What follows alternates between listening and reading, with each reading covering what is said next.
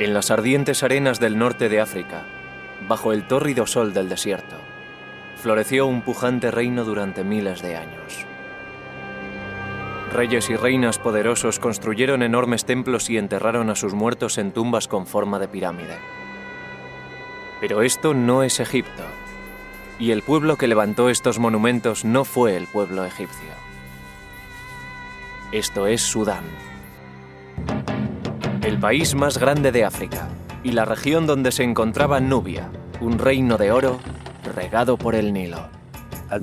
En aquella época fue el país más grande del mundo. Fue un imperio, un verdadero imperio. Un imperio con una lengua que los eruditos siguen sin poder descifrar. Perdida en las sombras, la historia de la antigua Nubia ha constituido un misterio hasta ahora.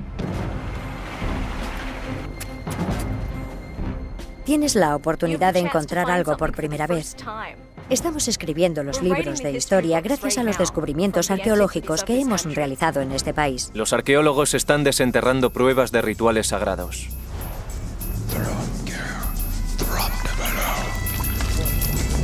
Este fue el escenario de un antiguo crimen.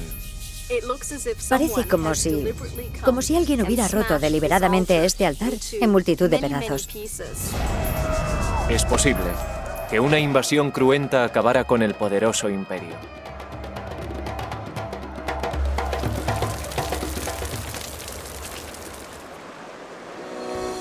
Estos arqueólogos convertidos en detectives utilizarán las herramientas propias de su ciencia para reconstruir los últimos días de una ciudad perdida y devolver la vida a un reino olvidado.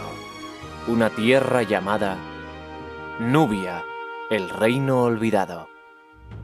La antigua Nubia empezó a despuntar como un imperio poderoso situado en lo que es ahora Sudán en el año 2000 a.C., poco después de que más al norte las primeras dinastías egipcias hubieran forjado su propia nación. Desde el principio los egipcios consideraron a los soberanos nubios y a sus formidables ejércitos de habilidosos arqueros un enemigo a tener en cuenta y un rival peligroso que se interponía en su intención de controlar el tramo sur del Nilo. Durante muchos años los faraones egipcios dominaron a sus adversarios del sur. Pero llegó un momento en el que cambiaron las tornas y los nubios conquistaron Egipto. Enemigos en la guerra y socios comerciales, la historia de estas dos naciones estuvo irremediablemente ligada durante milenios. En la actualidad son los egipcios quienes acaparan todas las miradas. Pero la historia de uno de sus rivales más poderosos está empezando a emerger de las sombras.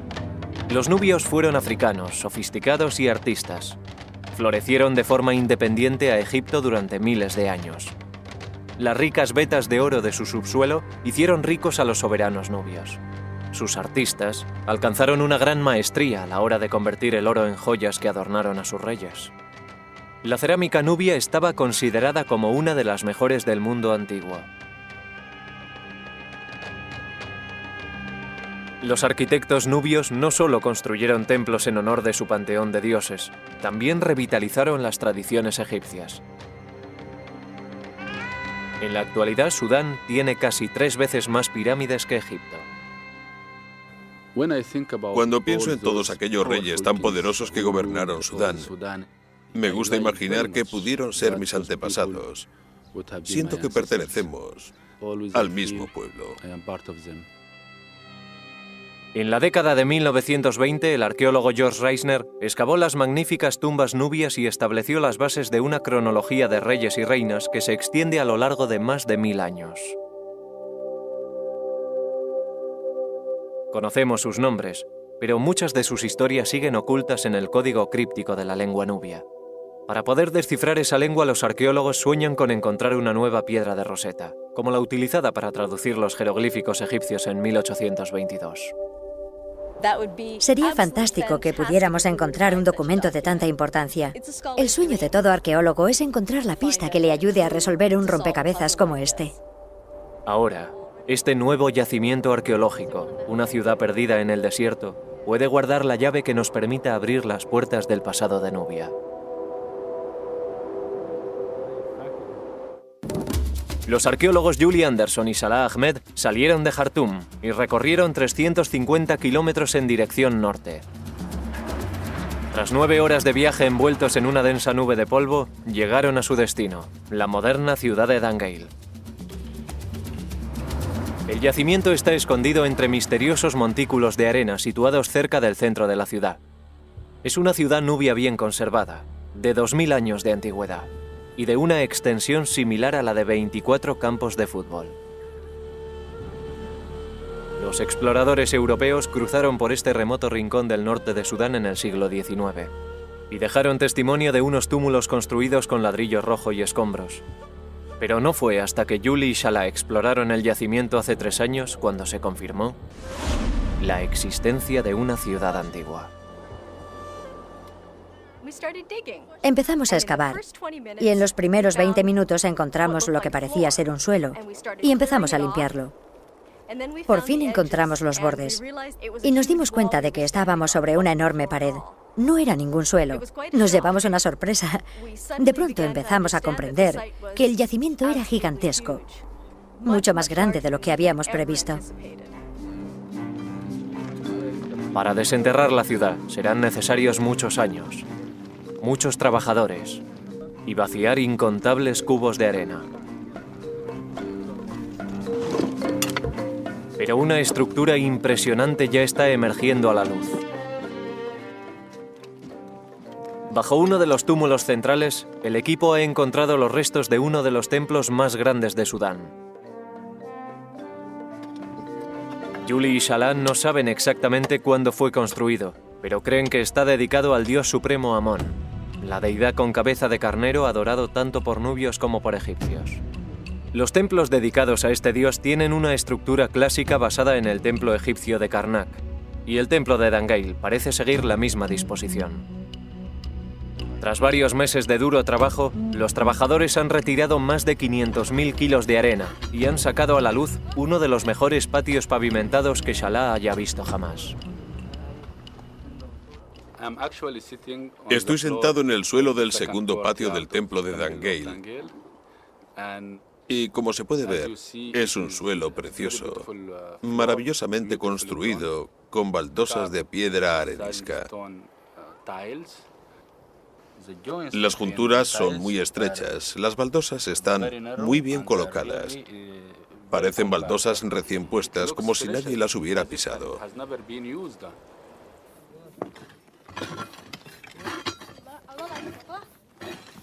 En otra parte del templo, Julie ha desenterrado los restos de una gran columna de arenisca.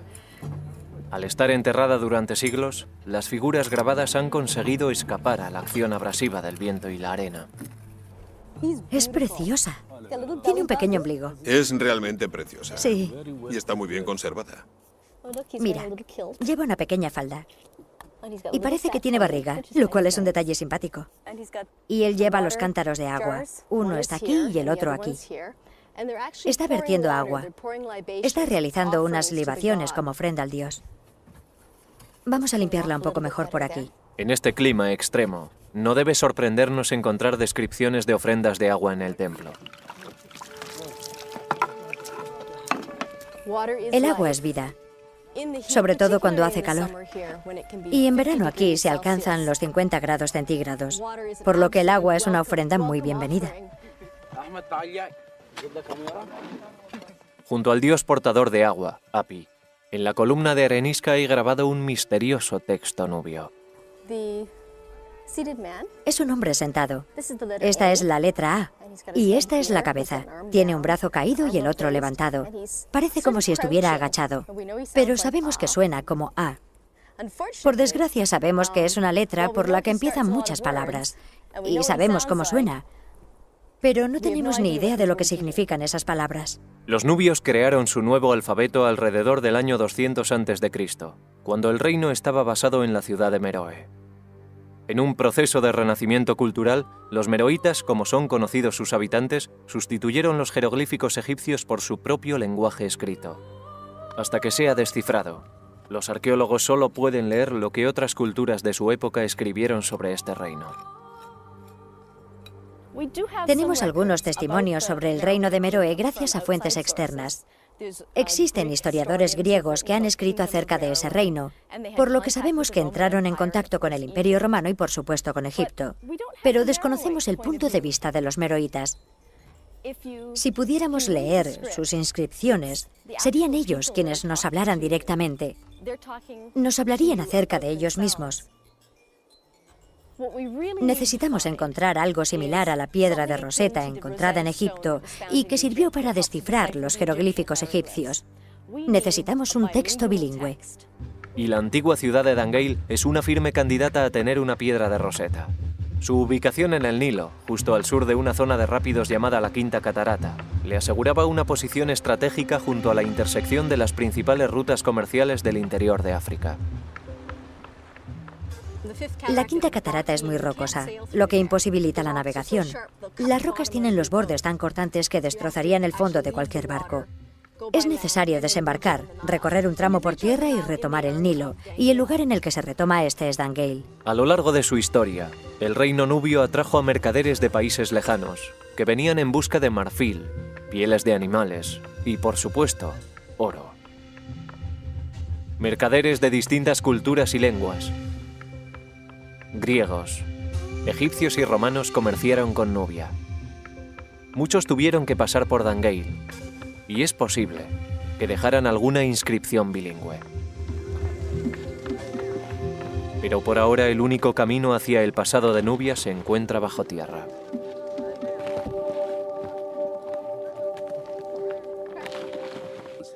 Aquí hay que excavar. Tienes que mancharte, tienes que rescatar cosas de la arena, estudiarlas y realizar tu propio análisis de lo que has encontrado.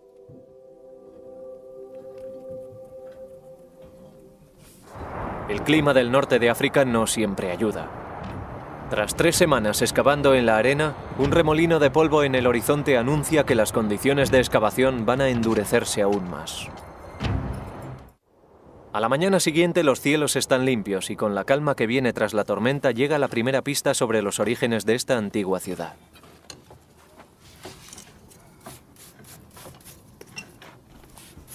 Esto es maravilloso. Salah. ¿Sí? Un cartucho. Solo la realeza tenía el privilegio de rodear su nombre con una simbólica forma oval llamada cartucho. Se pensaba que este motivo, en forma de cuerda atada por sus extremos, protegía el nombre imperial de cualquier daño. Aquí tenemos la parte inferior del óvalo. Y esta es una de las letras. Por supuesto, el nombre de un rey tiene muchas letras, así que esta no es más que una pequeña pista. Si encontramos el nombre del rey en el santuario, sabremos quién fue la persona que construyó el templo. Es una pieza muy importante. Ahora necesitamos encontrar el resto del nombre, y confío en que esté en alguna parte, porque evidentemente esta pieza ha tenido que salir de algún sitio.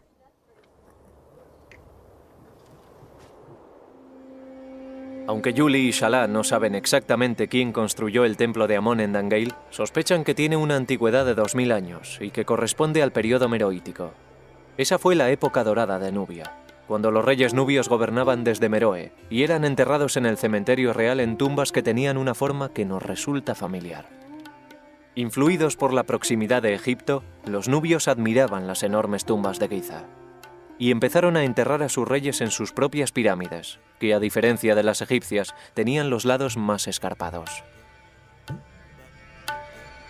A su lado construyeron capillas para las ofrendas, ricamente decoradas con grabados que representaban la cómoda vida ultraterrena del rey, atendido por sus numerosos sirvientes.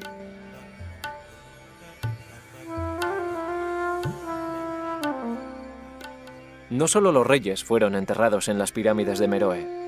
Después del siglo III a.C., varias reinas poderosas ocuparon el trono de Nubia y es posible que fueran corregentes.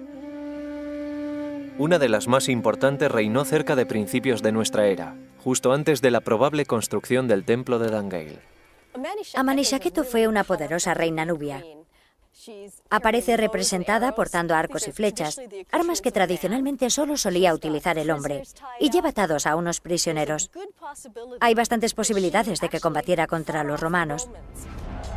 En el año 23 a.C., los romanos atacaron el reino nubio. Según su testimonio, al mando de las tropas nubias estaba una valerosa mujer tuerta que los arqueólogos creen que puede tratarse de Amonishaketo. La reina consiguió impedir que los romanos conquistaran su reino, e incluso logró la firma de un tratado de paz favorable. Aunque difuminadas, aún pueden encontrarse restos de la imponente figura de Amonishaketo en las paredes de su capilla de ofrendas. El gran tamaño de la figura demuestra lo poderosa que es la mujer y también que está bien alimentada. Esta representación sigue el canon de belleza meroítico. Luce un montón de brazaletes en los brazos y anillos en los dedos. Parece como si estuviera cubierta de oro. Fue una mujer muy afortunada por tener tantas joyas. El perfil real de Amonishaketo salió a la luz por primera vez en 1834, cuando el explorador italiano Giuseppe Ferlini viajó a Sudán, deseoso, como él mismo declaró, de hacer alguna contribución útil a la historia. Pero lo que buscaba en realidad era oro. Ferlini confiaba en hacerse rico vendiendo en Europa el producto de sus saqueos. Su codicia le llevó hasta el campo de pirámides de Meroe.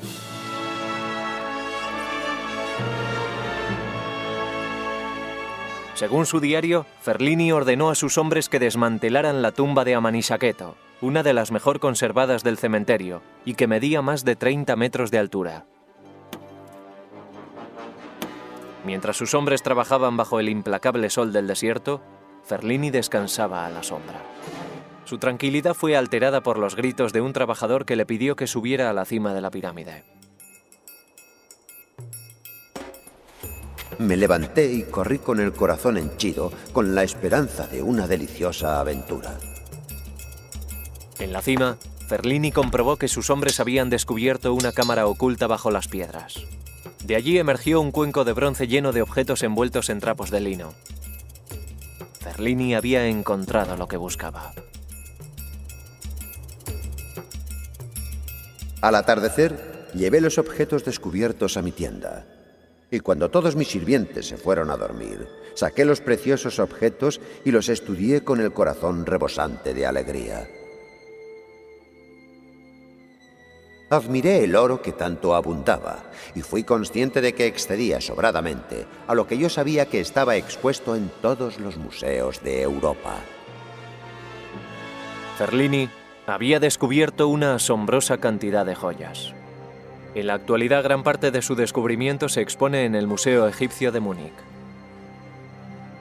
Brazaletes de oro cubiertos con bandas decorativas de gotas de cristal fundido, colgantes ornamentales con imágenes de los dioses y docenas de pesados anillos de oro, algunos con grabados de la figura de Amón. Es uno de los mayores tesoros encontrados en Nubia y nos proporciona una idea bastante precisa de lo que llevaban los reyes y reinas de la época. Aunque el saqueo de Ferlini sacó a la luz una colección de joyas increíble, hubo que pagar un precio por su descubrimiento.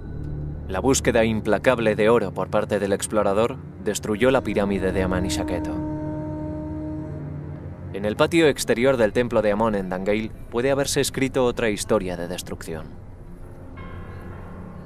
Es posible que también estas ruinas hayan sufrido algo más que los estragos del tiempo. Este templo fue abandonado por algún motivo, pero no estamos seguros de cuál puede ser. Desde debajo de la tierra emerge la prueba que nos habla de la catástrofe sufrida por Dangeil. Es parte de la viga de un techo. Es una pieza larga de madera de palmera que está casi totalmente quemada. Como se puede ver, más que madera es carbón. La viga se rompe y se desintegra en cuanto la tocas. Esta es la parte de la viga del techo que se cayó al suelo después de que se produjera un gran incendio en este patio delantero. Debió de tratarse de un incendio terrible, porque se extendió por gran parte del palacio. Pueden verse señales del fuego en las columnas y en el suelo. Aunque hay partes del palacio que no fueron pasto de las llamas, el hecho de haber encontrado los restos de este incendio nos da una pista de por qué la gente abandonó esta zona. Puede que estallara una guerra, o también puede que el templo ardiera de forma accidental. En cualquier caso, el incendio debió de ser lo suficientemente devastador como para forzar la evacuación del templo, y quizás de toda la ciudad. Pero lo que pudo ser un desastre para los meroitas ha resultado ser una bendición para Yuli y Shala. Todo lo que está por debajo del fuego, que se produjo en la superficie del suelo, está conservado, perfectamente conservado. Se ha creado una cápsula de tiempo, se ha conservado un momento del tiempo muy concreto para que nosotros podamos contemplarlo. Si la teoría de Yuli y Shala es correcta, ese momento del tiempo podría corresponder con los días finales del Imperio Nubio. Los arqueólogos saben muy poco acerca de ese periodo, pero las excavaciones en Dangeil podrían explicar cómo y por qué se derrumbó el poderoso reino nubio. Pero para conocer los orígenes del imperio debemos examinar una serie de monumentos situados más al norte. Justo detrás de la cuarta catarata del Nilo se encuentra el lugar más sagrado de Nubia, Jebel Barkal, la montaña pura. A sus pies se encuentra el templo dedicado a Amón más grande y posiblemente más antiguo de todo el país. Domina un fértil tramo del Nilo que ha dado vida a esta región durante más de 3000 años. Sus templos y sus tumbas tienen mucho que decirnos acerca de los primeros años del reino nubio. Shala deja la excavación durante unos días para realizar su peregrinación anual a Jebel Barkal. Voy en coche y paso allí 3 o 4 días, después me siento otro. Soy un hombre nuevo. Pero antes debe cruzar el Nilo. En esta parte del país hay pocos puentes. Por eso estas barcazas transportan el tráfico de una orilla a otra del río. Shala está a punto de cambiar el verde y exuberante valle del Nilo por la tierra inhóspita del desierto de Bayuda. Es un viaje de 180 kilómetros en dirección noroeste a lo largo de una ruta que hunde sus raíces en la historia.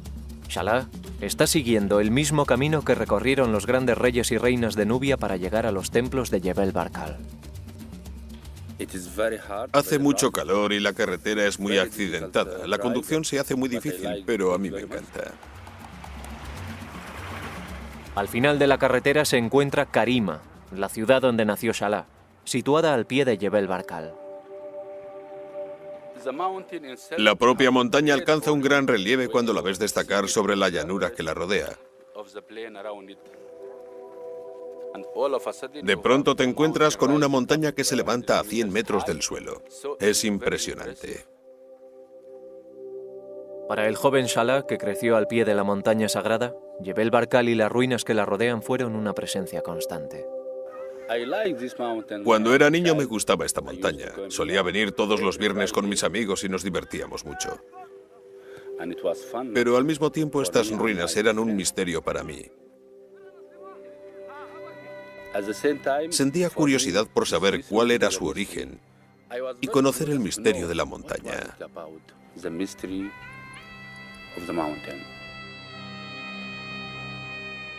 El misterio se remonta hace 3500 años, la época de algunos de los faraones más grandes de Egipto, el rival norteño de Nubia. En la forma que adopta la cima de Jebel Barkal, los egipcios vieron la representación del símbolo más poderoso de la realeza, el Ureus, o cobra del Alto Egipto.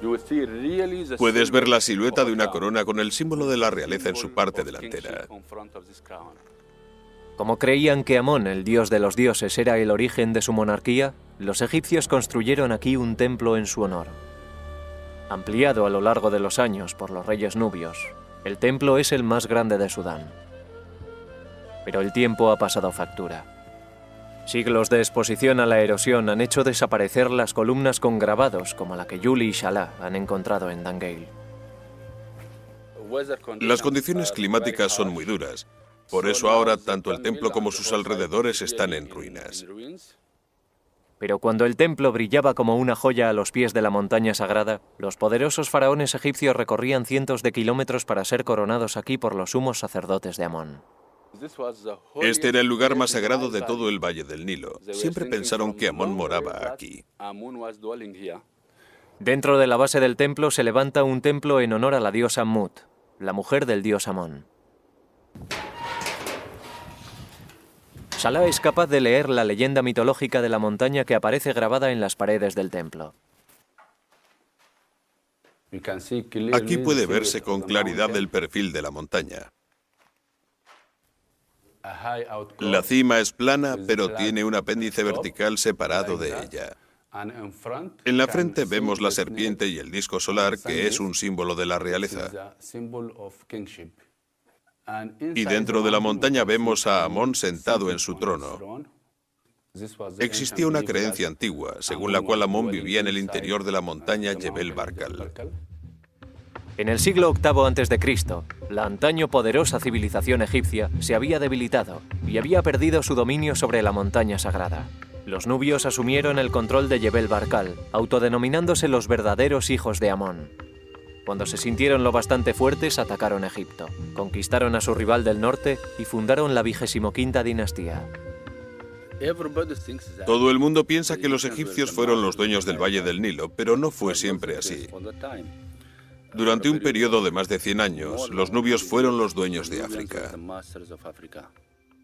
El rey Taharco fue el más destacado de esta poderosa dinastía de faraones nubios que gobernaron sobre la tierra de las pirámides e incorporaron a su reino toda la riqueza y el esplendor que había definido a la civilización egipcia. Durante casi un siglo, los nubios controlaron un territorio que en la actualidad se extendería desde Jartum a Palestina. Puede que en aquella época fuera el país más grande del mundo. Fue un imperio, un verdadero imperio. Aunque finalmente los nubios perdieron el control de Egipto tras la invasión de los asirios, la invasión no terminó con su imperio ni con su lealtad al gran dios Amón. Se reagruparon en el sur y experimentaron un nuevo florecimiento que duró 1000 años y durante el cual construyeron templos en honor al dios de dioses en todo su territorio. La misión de Salah consiste en restaurar el legado de sus antepasados.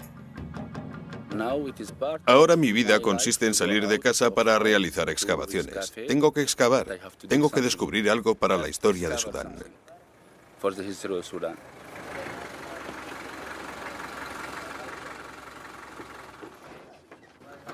De vuelta en Dangeil, Salah va a enfrentarse a un nuevo reto. Ahora buscará a sus antepasados dentro de sus tumbas.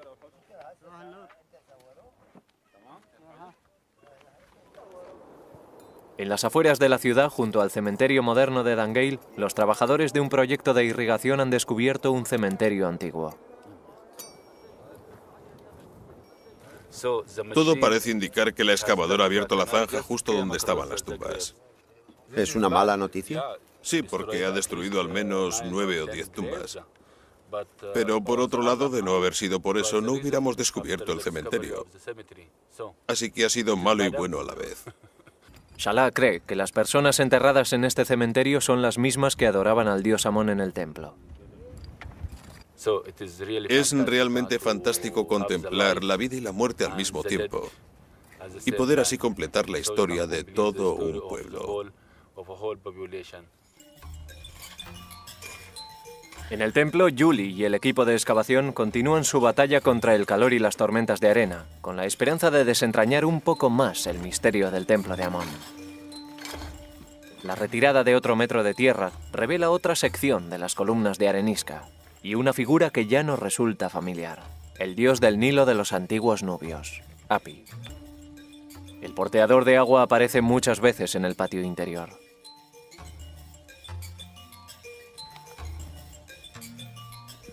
En esta columna tenemos 8 figuras de Hapi y en las demás columnas tenemos otras 8. Así que cuando terminemos tendremos 32 figuras de Hapi. Hapi es el dios del Nilo y, como podemos ver, porta unas vasijas que vierten agua. Con ello quieren indicar que el dios lleva la fertilidad del Nilo a la gente que habita en sus riberas. Por eso Hapi era tan importante para la gente que vivía aquí. Sin el agua del Nilo hubieran perecido.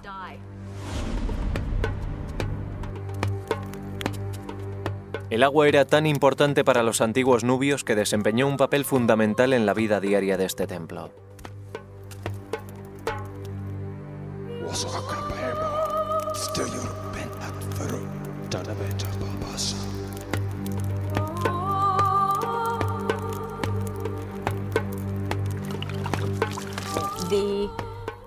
Los sacerdotes ofrecían libaciones a los dioses. En este caso concreto sería al dios Amón. Esto significaba que posiblemente derramaban agua y quizá leche en el altar y se lo ofrecían al dios.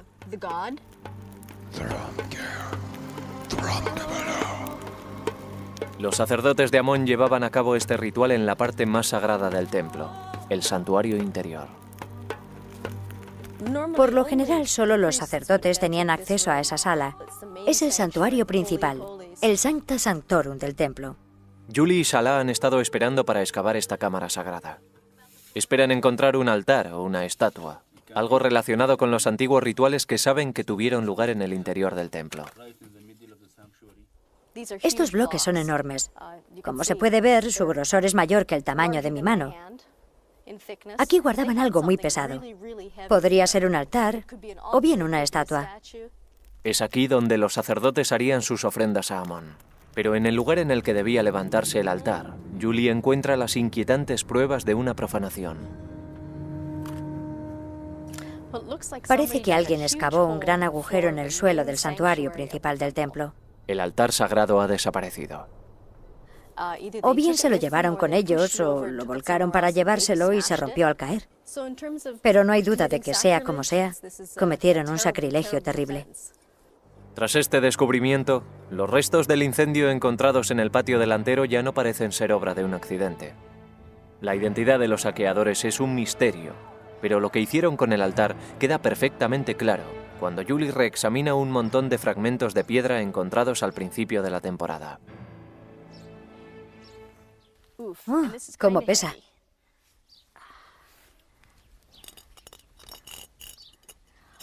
Esta es la esquina superior de un altar. Y como he dicho, es bastante pesada. Así que debió de haber hecho falta mucho músculo para despedazar el altar en todos los fragmentos que vemos aquí. Por suerte, aunque el altar está destruido, una pieza crucial permanece intacta. Hemos completado esta pieza. Es la pieza perdida del cartucho que estaban buscando. Ahora podrán descifrar el nombre del soberano que levantó este templo. Y no es un rey. Su nombre real es Marikalpa, y es uno de los nombres de la reina Amanitore. El templo ha dejado de ser anónimo. Ahora tiene un soberano y una fecha. Amanitore fue otra poderosa reina nubia que reinó durante el primer siglo después de Cristo. Conocemos el aspecto que tenía la reina. Esta es su corona. Y en la parte delantera aparece un ureus doble, esto es, dos serpientes con un pequeño disco solar encima de cada cabeza. Y esta es su nariz, que destaca en su perfil. También se ve una oreja y un pequeño pendiente en este lado. Y se la representa con una hermosa y rolliza mejilla para significar que posee belleza y fertilidad, que no le falta comida y que puede traer hijos al mundo sanos y fuertes. La reina Amanitore y el rey corregente Natakamani reinaron sobre Nubia durante la época de Cristo. Esta poderosa pareja honró a los dioses construyendo más templos que casi cualquier otro soberano nubio. El complejo de Naga, situado a 200 kilómetros al sur, es un testamento impresionante de su devoción. Para llegar al templo hay que recorrer una avenida flanqueada por estatuas de carneros en homenaje a Amón, lo que nos da una pista de lo que podría esconderse bajo las arenas de Dangale. Como todos los soberanos nubios, el rey Natakamani y la reina Amanitore tuvieron primero que ser coronados oficialmente en Jebel Barkal. Desde allí visitarían muchos de los templos más importantes de su reino, como el de Dangale, donde serían coronados ceremonialmente por Amón. Amanitore y Natakamani llegaron al templo de Dangale en barco, remontando el curso del Nilo. Al llegar, se dirigieron al santuario principal. El complejo del templo de Amón se les aparecía como un espejismo en el horizonte. Al acercarse al templo, se encontraron con las dos enormes puertas que impedían el acceso y ocultaban los secretos del interior. Conducidos por los sumos sacerdotes, la reina Amanitore y el rey Natakamani entrarían al templo seguidos por su cortejo y avanzarían hasta el santuario interior. Lo primero que harían sería encender incienso para aromatizar la sala. Posteriormente, rodeados por el humo del incienso, realizarían las ofrendas al dios Amón.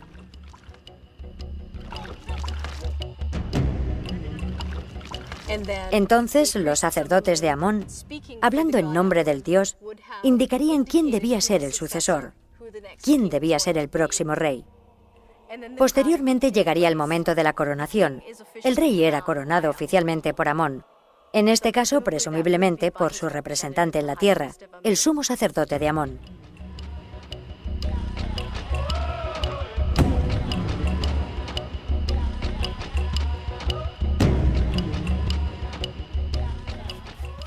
Aunque el acceso a los santuarios interiores estaba restringido a los sacerdotes y la realeza, las otras partes del templo estaban abiertas a los peregrinos de origen más humilde.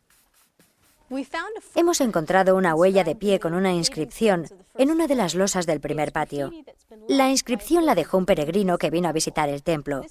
Servía para demostrar al dios y a otros peregrinos que esa persona había visitado el templo. Es algo muy humano. Algo que puede hacer cualquiera como un acto de devoción personal, un acto de fe.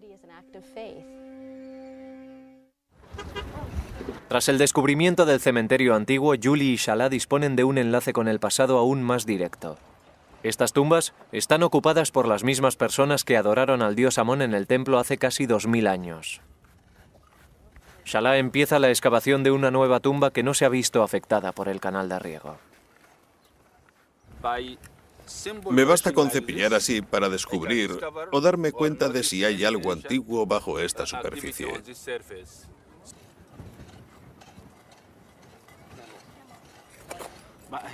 Pero aquí debo tener mucho cuidado porque tengo que seguir exactamente los límites del hueco original. Tras varios días de excavaciones, Salah ha avanzado mucho. A la entrada de la tumba ha encontrado una vasija intacta enterrada en la tierra.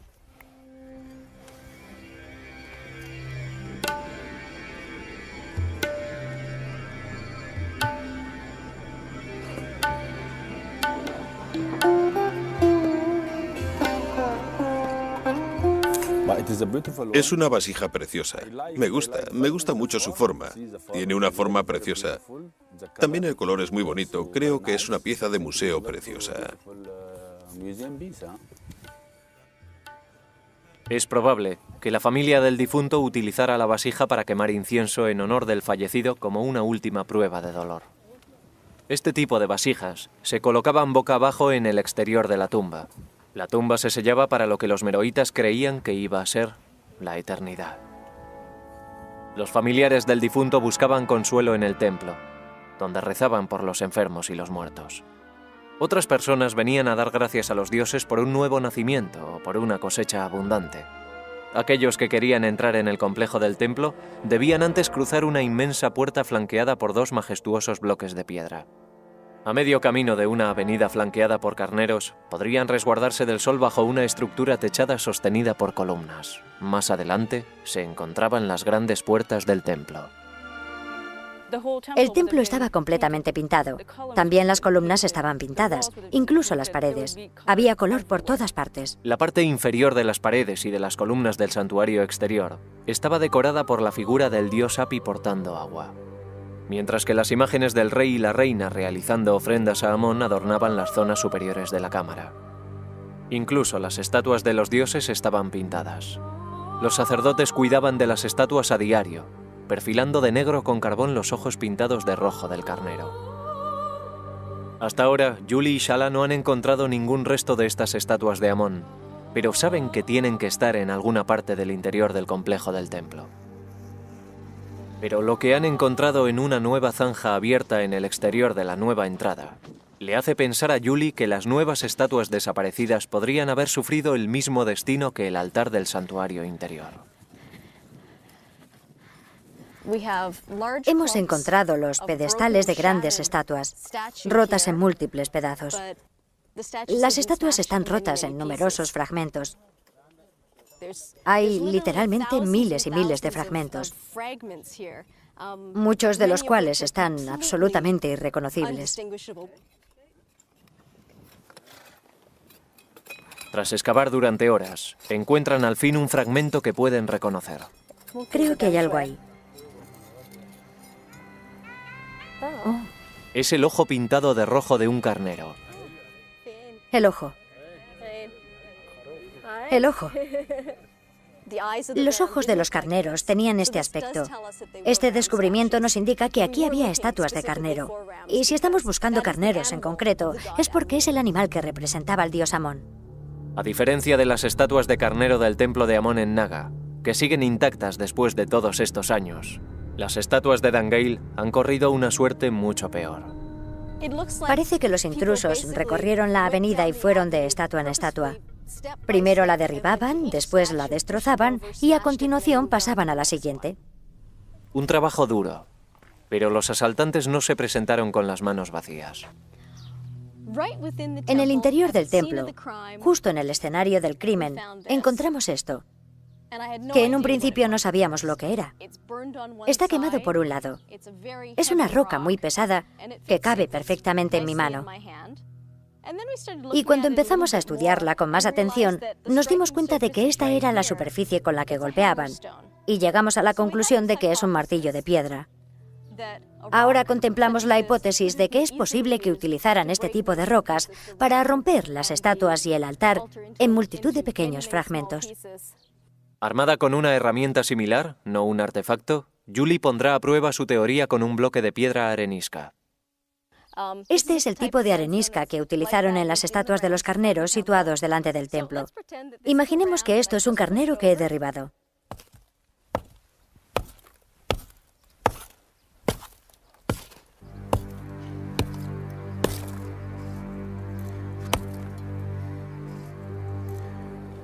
Como podemos ver, los trozos de roca se fragmentan en piezas muy pequeñas y tienen un aspecto muy similar a las piezas que recuperamos del altar.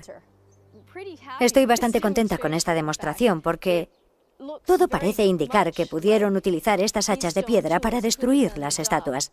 Nos enfrentamos a un crimen. La hipótesis de una invasión gana enteros. Alguna fuerza poderosa pasó por Dangale a sangre y fuego y arrasó el templo sagrado. Los invasores saquearon el santuario. Borraron toda referencia a los soberanos nubios. Y destruyeron los símbolos de sus dioses. Se llevaron todos los objetos de valor. Y por último, como gesto de despedida,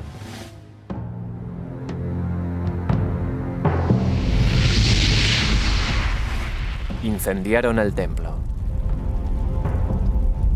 ¿Habían llegado para derribar el imperio nubio?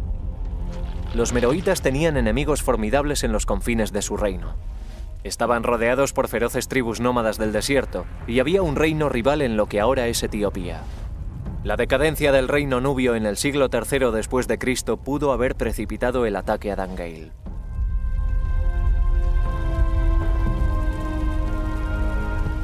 Una cosa es segura, la antigua ciudad nunca se recuperó del golpe. Una vez que fue destruido, los habitantes de Dangale abandonaron el templo y sus hogares. Estamos muy contentos por haber conseguido encontrar estas respuestas. Ahora intentamos completar algunos detalles, pero ya tenemos respuesta a las grandes preguntas, y eso es increíble. Es una recompensa extraordinaria para su primera temporada de excavaciones. Pero a Salah aún le queda mucho trabajo en el cementerio. Por fin, ha conseguido acceder al interior de la tumba, donde ha encontrado una enorme vasija para realizar ofrendas.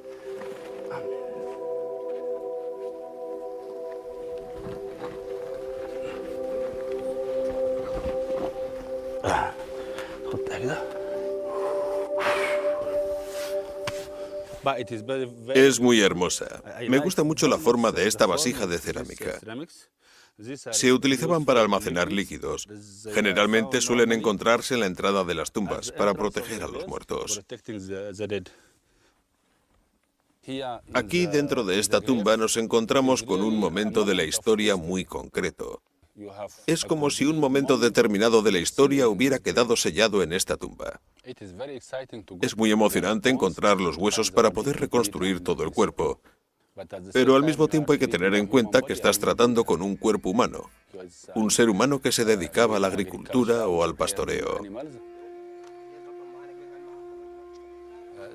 Su vida dependía por completo del Nilo. y se dedicaban a las mismas actividades a las que nos dedicamos hoy. Estos fueron los adoradores del templo de Amón de Dangeil, los que sufrieron la mayor pérdida cuando la ciudad fue arrasada. Es muy interesante para nuestros colegas que hayamos encontrado las dos cosas, la vida y la vida después de la muerte. Ahora podremos contar la historia completa de este pueblo, cómo vivieron y cómo murieron. Pero la historia aún no ha llegado a su fin. Aún tenemos muchísimo trabajo por delante en Dangeil. Quedan muchísimos túmulos y algunos edificios que están muy bien conservados. Salah y yo podemos pasarnos aquí 20 o 30 años, por lo menos, sin haber hecho más que rascar la superficie de todo el yacimiento. En algún lugar, debajo de la arena, puede estar esperándoles la deseada piedra de Rosetta, el secreto que les permita descifrar el misterioso lenguaje nubio. Además, muchas de las estructuras de la enorme ciudad de Dangeil siguen ocultas.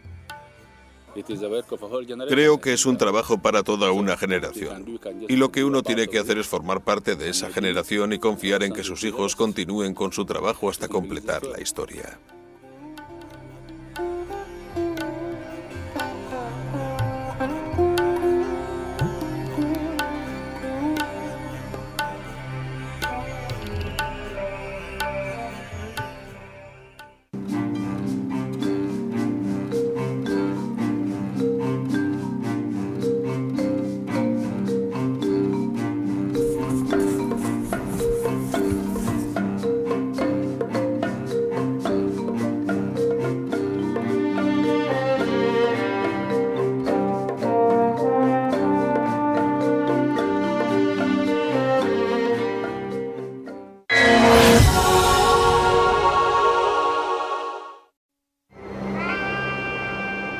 En las ardientes arenas del norte de África, bajo el tórrido sol del desierto, floreció un pujante reino durante miles de años. Reyes y reinas poderosos construyeron enormes templos y enterraron a sus muertos en tumbas con forma de pirámide. Pero esto no es Egipto, y el pueblo que levantó estos monumentos no fue el pueblo egipcio. Esto es Sudán, el país más grande de África y la región donde se encontraba Nubia, un reino de oro regado por el Nilo. En aquella época fue el país más grande del mundo. Fue un imperio, un verdadero imperio. Un imperio con una lengua que los eruditos siguen sin poder descifrar. Perdida en las sombras, la historia de la antigua Nubia ha constituido un misterio hasta ahora. Tienes la oportunidad de encontrar algo por primera vez. Estamos escribiendo los libros de historia gracias a los descubrimientos arqueológicos que hemos realizado en este país. Los arqueólogos están desenterrando pruebas de rituales sagrados.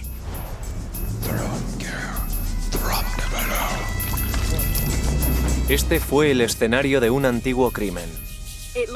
Parece como si alguien hubiera roto deliberadamente este altar en multitud de pedazos. Es posible que una invasión cruenta acabara con el poderoso imperio.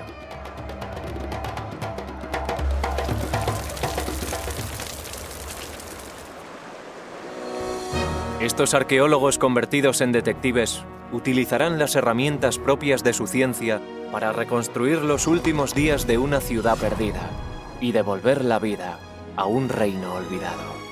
Una tierra llamada Nubia, el reino olvidado. La antigua Nubia empezó a despuntar como un imperio poderoso situado en lo que es ahora Sudán en el año 2000 a.C., poco después de que más al norte las primeras dinastías egipcias hubieran forjado su propia nación. Desde el principio los egipcios consideraron a los soberanos nubios y a sus formidables ejércitos de habilidosos arqueros un enemigo a tener en cuenta y un rival peligroso que se interponía en su intención de controlar el tramo sur del Nilo. Durante muchos años los faraones egipcios dominaron a sus adversarios del sur. Pero llegó un momento en el que cambiaron las tornas y los nubios conquistaron Egipto. Enemigos en la guerra y socios comerciales, la historia de estas dos naciones estuvo irremediablemente ligada durante milenios. En la actualidad son los egipcios quienes acaparan todas las miradas, pero la historia de uno de sus rivales más poderosos está empezando a emerger de las sombras. Los nubios fueron africanos, sofisticados y artistas. Florecieron de forma independiente a Egipto durante miles de años. Las ricas vetas de oro de su subsuelo hicieron ricos a los soberanos nubios. Sus artistas alcanzaron una gran maestría a la hora de convertir el oro en joyas que adornaron a sus reyes. La cerámica nubia estaba considerada como una de las mejores del mundo antiguo. Los arquitectos nubios no solo construyeron templos en honor de su panteón de dioses, también revitalizaron las tradiciones egipcias. En la actualidad, Sudán tiene casi 3 veces más pirámides que Egipto. Cuando pienso en todos aquellos reyes tan poderosos que gobernaron Sudán, me gusta imaginar que pudieron ser mis antepasados. Siento que pertenecemos al mismo pueblo. En la década de 1920, el arqueólogo George Reisner excavó las magníficas tumbas nubias y estableció las bases de una cronología de reyes y reinas que se extiende a lo largo de más de 1000 años. Conocemos sus nombres, pero muchas de sus historias siguen ocultas en el código críptico de la lengua nubia. Para poder descifrar esa lengua, los arqueólogos sueñan con encontrar una nueva piedra de Rosetta, como la utilizada para traducir los jeroglíficos egipcios en 1822. Sería fantástico que pudiéramos encontrar un documento de tanta importancia. El sueño de todo arqueólogo es encontrar la pista que le ayude a resolver un rompecabezas como este. Ahora, este nuevo yacimiento arqueológico, una ciudad perdida en el desierto, puede guardar la llave que nos permita abrir las puertas del pasado de Nubia. Los arqueólogos Julie Anderson y Salah Ahmed salieron de Jartum y recorrieron 350 kilómetros en directo. Julie y Salah no saben exactamente cuándo fue construido, pero creen que está dedicado al dios supremo Amón, la deidad con cabeza de carnero adorado tanto por nubios como por egipcios. Los templos dedicados a este dios tienen una estructura clásica basada en el templo egipcio de Karnak, y el templo de Dangeil parece seguir la misma disposición. Tras varios meses de duro trabajo, los trabajadores han retirado más de 500.000 kilos de arena y han sacado a la luz uno de los mejores patios pavimentados que Salah haya visto jamás. Estoy sentado en el suelo del segundo patio del templo de Dangeil y, como se puede ver, es un suelo precioso, maravillosamente construido con baldosas de piedra arenisca. Las junturas son muy estrechas, las baldosas están muy bien colocadas. Parecen baldosas recién puestas, como si nadie las hubiera pisado.